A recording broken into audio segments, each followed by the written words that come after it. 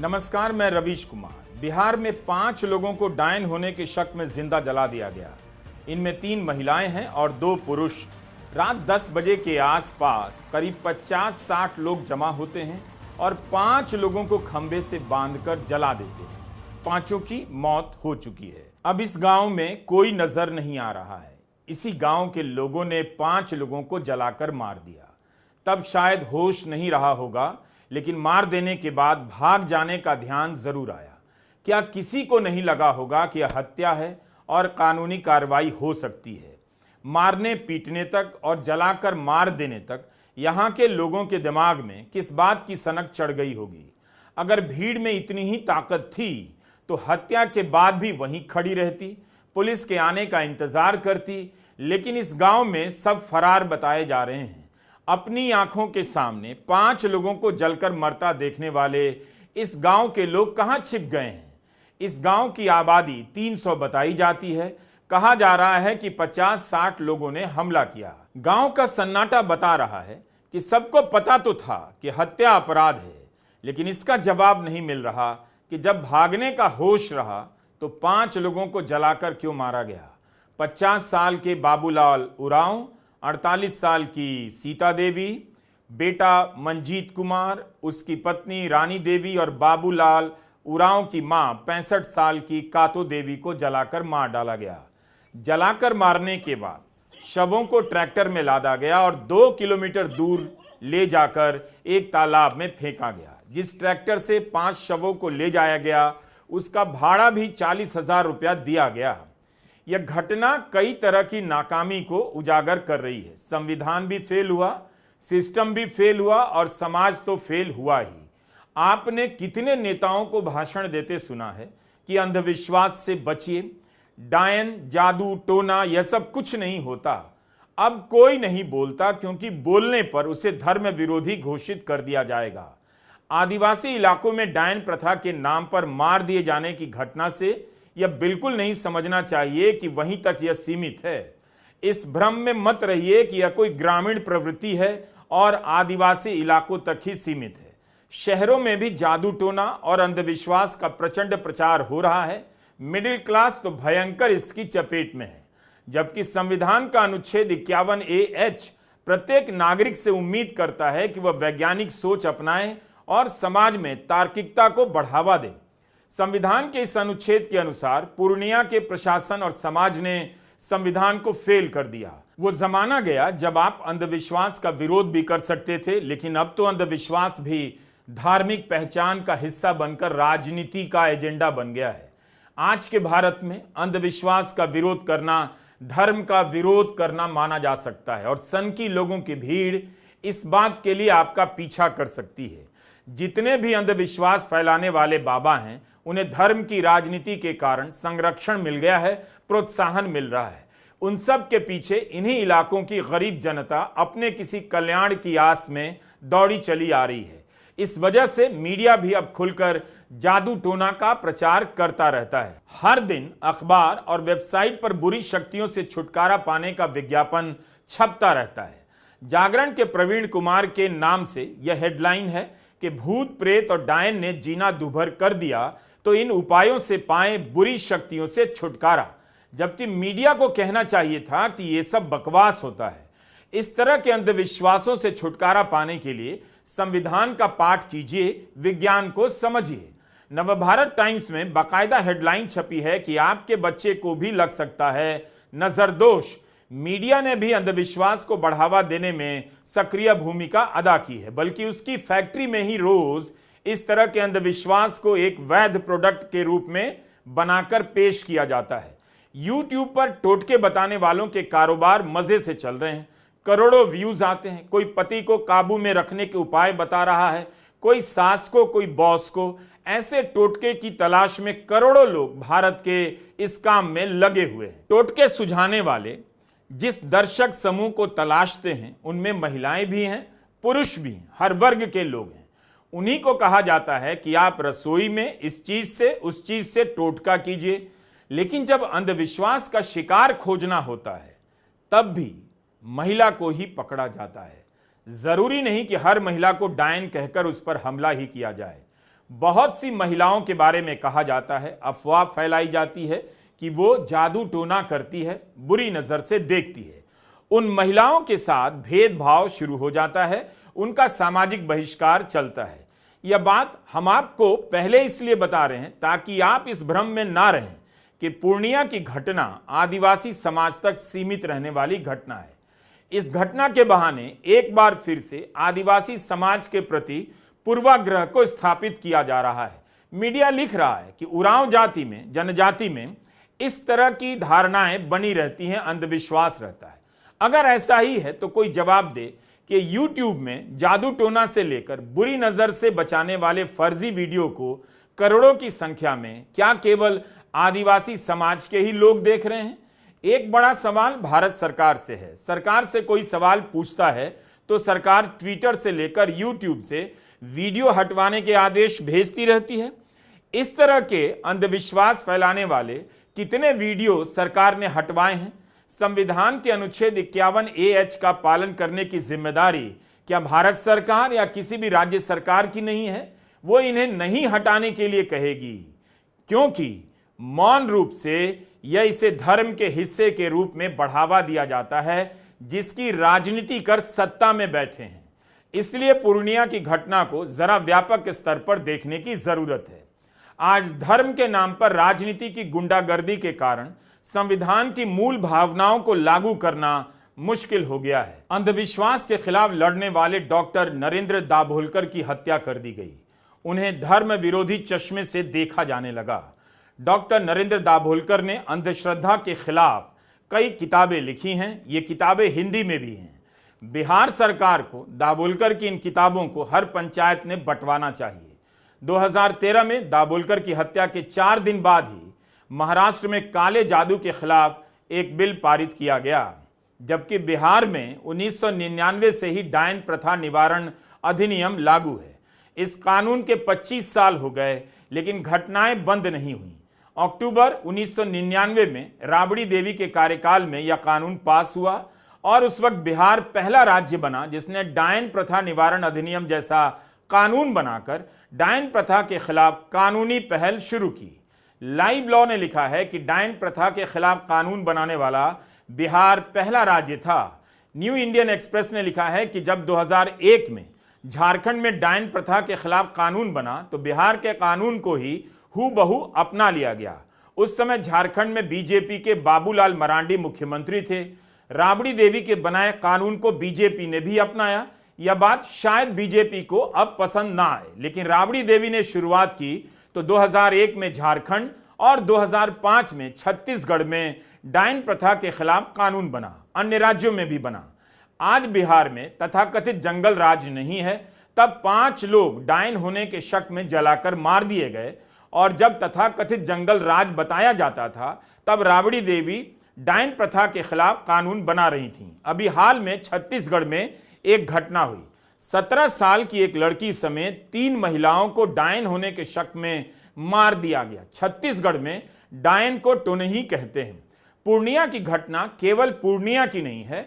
हम जब इसके लिए खोजबीन कर रहे थे तब समझ आ गया कि इसका संबंध उस राजनीति से है, उस गोदी मीडिया से है जो दिन रात अंधविश्वास को मान्यता देता है। अंधविश्वास बांटने वाले बाबाओं को भारत का भविष्य वक्ता बताता है। आम लोग इन्हीं के प्रभाव में आकर अपनी गलत सोच को सही ठहराने लगते हैं। डायन के शक में किसी औरत को मारना, पीटना, जला देना, हत्या कर देना देश के कई राज्यों की कड़वी सच्चाई है। अखबारों में ऐसी खबरें छपती हैं कहीं किनारे और विकास की महान गाथाओं में इन्हें तेजी से भुला दिया जाता है। राष्ट्रीय अपराध शाखा ब्यूरो NCRB का आंकड़ा कहता है कि भारत में सन 2000 से लेकर 2023 तक 2500 से अधिक महिलाओं को डायन होने के शक में मार दिया गया है। झारखंड का भी हाल देखिए, वहां 20 साल में 1800 महिलाओं पर डायन होने के शक में हमला हुआ है। कईयों की मौत भी हुई है। बिहार और झारखंड ही नहीं, महाराष्ट्र से लेकर राजस्थान, बिहार, झारखंड, बंगाल, असम और पंजाब तक में डायन के शक में किसी औरत को मारने की घटना मिल जाएगी। निरंतर ट्रस्ट का आंकड़ा है कि बिहार में कम से कम 75,000 महिलाएं डायन करार दिए जाने के खतरे का सामना कर रही हैं। हर गांव में एक या दो महिलाएं मिल जाएंगी जिन्हें घोषित या अघोषित रूप से डायन करार दिया गया है। तो आई थिंक तंत्र के फेल होने के बहुत सारे कारण है कि ना पंचायतों की इसमें कोई एक सक्रिय भूमिका है, ना पुलिस इसके ऊपर बहुत कड़ी नजर रखती है, ना ही मीडिया की जो एक जमीनी स्तर पर पत्रकारिता होनी चाहिए, खोजी पत्रकारिता होनी चाहिए। इन सब मुद्दों को निकालना और उन पर चर्चा करना, केवल किसी की हत्या होने पर ही सनसनीखेज के रूप में उसको मीडिया प्रचारित करता है। सरकार की तरफ से, मीडिया की तरफ से, पंचायतों की तरफ से, पुलिस की तरफ से कोई इस तरह का इसके बारे में कोई रणनीति होना, कोई एक कॉम्प्रहेंसिव एक एक्शन प्लान बनना, या फिर उस एक्शन प्लान पर काम करने के लिए एक मुहिम चलाना, उस तरह का कोई हमने इसमें फील्ड लेवल पर देखा नहीं है। एक और बड़ी विफलता मेरे को जहाँ पर लगती है कि जो पूरा नारीवादी जो एक आंदोलन है, उस आंदोलन में इस तरह के जमीनी स्तर की जो महिलाओं के साथ जो हिंसा है, दलितों के साथ में, पिछड़ा वर्ग की महिलाएं, वो जो हिंसाएं हैं, उन हिंसाओं पे बहुत ज्यादा चर्चा आजकल नदारद है। महिला आंदोलनों को भी, महिला संगठनों को भी इस पर चर्चा करने की जरूरत है। 75,000 महिलाएं डायन होने के शक में बिहार में जी रही हैं। उन पर हर समय जान का खतरा मंडरा रहा है, लेकिन कहीं कोई अभियान नहीं। डायन के नाम पर पिछले 20-25 वर्षों में सैकड़ों औरतों को मार देना, उनके साथ टॉर्चर करना, यह सब जिस समाज में हुआ है, हो रहा है, वह दिन रात अपनी सहनशीलता और उदारता का ढोंग करता है और खुद को फर्जी तरीके से महान बताने का सियासी धंधा करने लगा है। तरह तरह के रंगीन कपड़े में सजकर भव्य बताता रहता है, लेकिन उसी महान भारत की सुंदर तस्वीरों के पीछे का यह समाज अंधविश्वास के सहारे अपने जीवन के कष्टों को दूर करने के जुगाड़ में लगा रहता है। वह इलाज के मोर्चे पर लगातार हारता है तो इंसाफ के लिए भीड़ बन जाता है, बल्कि भीड़ की ताकत को भी इलाज का एक तरीका माना जाता है। इसलिए आप हिंदी प्रदेश में देखेंगे कि लोग मारने पीटने को इलाज भी कहते हैं। आज हम जिस समाज को उदार और सहनशील और करुणा से भरा समझते हैं, वह एक मामूली उकसावे पर भीड़ बनकर हत्या करने पर सामने आ जाता है। भारत में भीड़ से बड़ी कोई अदालत नहीं है। फरवरी 2023 में हरियाणा के भिवानी में गौ तस्करी के शक के आरोप में गौ रक्षकों की टोली ने नासिर और जुनैद को बुरी तरह पीटा, फिर जीप में डालकर उनकी जीप में आग लगा दी। भीड़ चाहेगी तो धर्म का नाम लेकर आपके शहर को जला देगी, भीड़ चाहेगी तो आस्था के नाम पर दुकान जला देगी, भीड़ चाहेगी तो आपकी गाड़ी रोककर गौ रक्षा के नाम पर गाड़ी की सीट में बांधकर जला देगी, भीड़ चाहेगी तो किसी महिला को डायन बताकर जला देगी। भीड़ के इंसाफ से पहले मैंने कभी नहीं सुना कि पुलिस पहुंचने वाली है, पहुंच गई थी और भीड़ को गिरफ्तार कर लिया गया। पूर्णिया में जो हुआ वह मॉब लिंचिंग भी है। आप इस मॉब लिंचिंग को धर्म और अंधविश्वास के नाम पर अलग अलग नहीं कर सकते, क्योंकि दोनों ही केस में अंधविश्वास और अंधभक्ति का बड़ा रोल है। डायन के नाम पर होने वाली भीड़ की हिंसा की जो प्रवृत्ति है, वही बाद में मुसलमानों की तरफ मोड़ दी गई, लेकिन ऐसा भी नहीं हुआ कि डायन के नाम पर भीड़ की हिंसा खत्म हो गई। किसी भी तरह की भीड़ हो, बस भीड़ होनी चाहिए। वह डायन होने के नाम पर और धर्म के नाम पर जलाने का फरमान सुना सकती है। 2018 में सुप्रीम कोर्ट ने लंबा चौड़ा आदेश पारित किया कि मॉब लिंचिंग को रोकने के लिए हर जिले में क्या किया जाए। हिंसा से पहले भीड़ का पता लगाने के लिए जिले में पुलिस का ढांचा कैसे काम करे, नोडल ऑफिसर बने, इसकी भी बात आदेश में कही गई। फर्जी जानकारी फैलाने वालों पर ऑटोमेटिक एफआईआर दर्ज होगी। खुफिया जानकारी कैसे ऊपर तक पहुंचेगी और समय से पहले एक्शन लिया जाएगा, यह सब सुप्रीम कोर्ट ने बताया है अपने आदेश में। राज्य सरकारों से कहा गया कि 3 हफ्ते के भीतर उन जिलों की पहचान करें जहां पर भीड़ की हिंसा की घटनाएं हुई हैं। कोई भी घटना होती है तो 6 महीने के भीतर जिले के फास्ट ट्रैक कोर्ट में निपटारा किया जाएगा। यह सुझाव भी दिया गया कि संसद भीड़ की हिंसा को लेकर अलग से कानून बनाए। यह सब लिखा हुआ है। अगर इस भीड़ को काबू करने में सुप्रीम कोर्ट का ही फैसला काम नहीं आ रहा है तो भीड़ को ही सुप्रीम कोर्ट घोषित कर देना चाहिए, या नहीं तो अब सुप्रीम कोर्ट से ही सवाल पूछना चाहिए कि भीड़ की हिंसा को लेकर रोकने के लिए आपने दिनों लगाकर जो फैसला दिया, अच्छा फैसला दिया, वह लागू क्यों नहीं हो पा रहा है? अगर यह लागू नहीं हो सकता है तो क्यों नहीं आप अपने ही आदेश को असंभव मानकर रद्द कर देते हैं? क्या फायदा हुआ सुप्रीम कोर्ट के आदेश का कि कहीं पंचायत के नाम पर सामूहिक दंड का फैसला आज भी सुनाया जा रहा है? पंचायतों को क्यों नहीं ट्रेनिंग दी जा रही है कि आप भीड़ जुटाकर किसी के बहिष्कार से लेकर डायन होने का फरमान नहीं सुना सकते? सुप्रीम कोर्ट को पूर्णिया प्रशासन से पूछना चाहिए कि 5 लोगों को जिंदा जलाने से पहले गांव में पंचायत हुई, इसकी सूचना पुलिस को कैसे नहीं मिली? पुलिस क्या कर रही थी? उसके पास अब सूचना तंत्र की क्षमता बची है या समाप्त हो चुकी है? पूर्णिया के टेटगामा गांव में रात के वक्त पंचायत होती है। इस तरह के हंगामे की खबर तो आसपास के गांवों में भी फैल जाती है। जिला प्रशासन को कैसे पता नहीं चला, जबकि यह गांव जिला मुख्यालय से मात्र 20 किलोमीटर की दूरी पर है और प्रधानमंत्री मोदी डिजिटल इंडिया को कामयाब बता रहे हैं। 4G, 5G का क्या हो गया? बाबूलाल उरांव का एक बेटा सोनू कुमार अपनी आंखों से देखता है उसकी दादी, उसकी मां, उसके पिता, भाई और भाभी को खंबे से बांधकर मारा जा रहा है, फिर पेट्रोल छिड़ककर आग लगा दी जाती है। सोनू ने यह बयान दिया है। सोनू कुमार भाग कर जाता है, जिलाधिकारी और पुलिस को सूचना देता है। सोनू भागकर जिला प्रशासन को कैसे सूचना देता है? रात के वक्त पैदल भाग कर गया या किसी सवारी से? और जिलाधिकारी और एसपी कितनी देर में पहुंचे? इन सवालों के जवाब भी खोजे जाने चाहिए ताकि पता चले कि आज के भारत में भी सूचनाएं कैसे पहुंचती हैं। निरंतर ट्रस्ट डायन प्रथा के खिलाफ काम करता है। पिछले साल बिहार में इस ट्रस्ट ने डायन के नाम पर प्रताड़ित की गई 145 महिलाओं का सर्वे किया। ये सिर्फ 10 जिलों के 114 गांवों का आंकड़ा है। इस सर्वे में सामने आया कि जिन महिलाओं के साथ हिंसा हुई उनमें से ज्यादातर विवाहित महिलाएं थीं। 145 में से 121 महिलाएं ऐसी थीं जो अपने पति के साथ रहती थीं या संयुक्त परिवार में, फिर भी उन्हें हिंसा के प्रकोप से नहीं बचाया जा सका। उसमें निकल कर आया कि 97% महिलाएं हैं जो दलित, मुस्लिम और अति पिछड़ा वर्ग की महिलाएं थी। इनमें से 73% महिलाएं कभी भी स्कूल नहीं गई थी और 56% महिलाएं थी जो एक किसी न किसी नेतृत्व की भूमिका में थी जब उनके ऊपर डायन प्रथा का आरोप लगा था।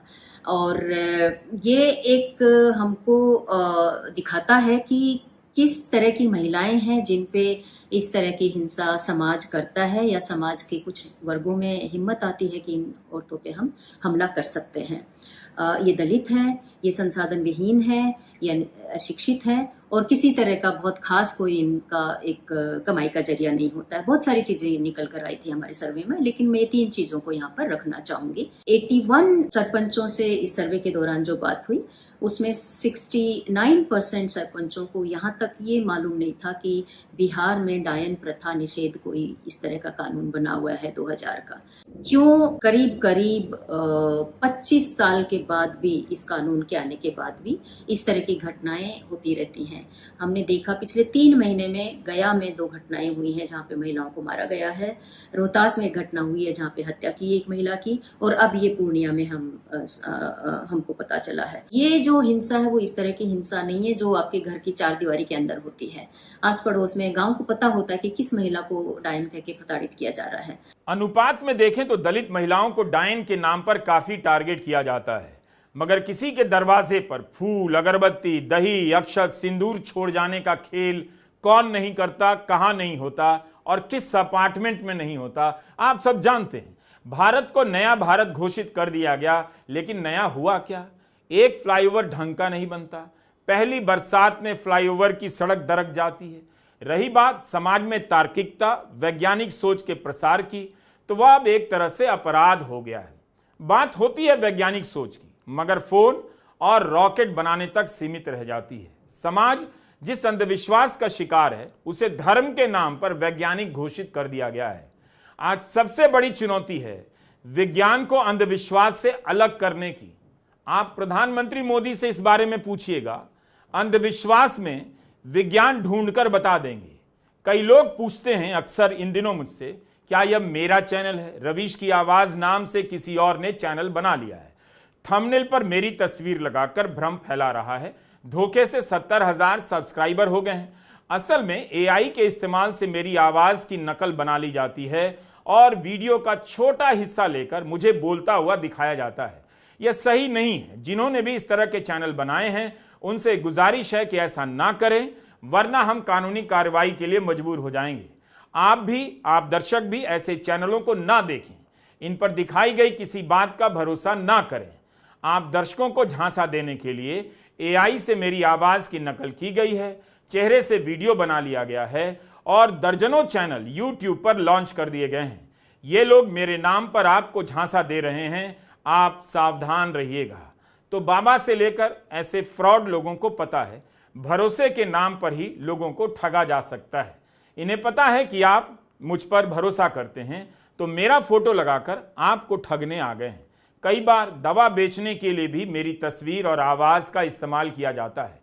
आप एकदम से इस तरह के झांसे में मत आइएगा। बाकी मेरा वीडियो रवीश कुमार ऑफिशियल, रवीश कुमार नई सड़क या बिहान, ये 3 ही चैनल हैं, इन्हीं पर देखिए।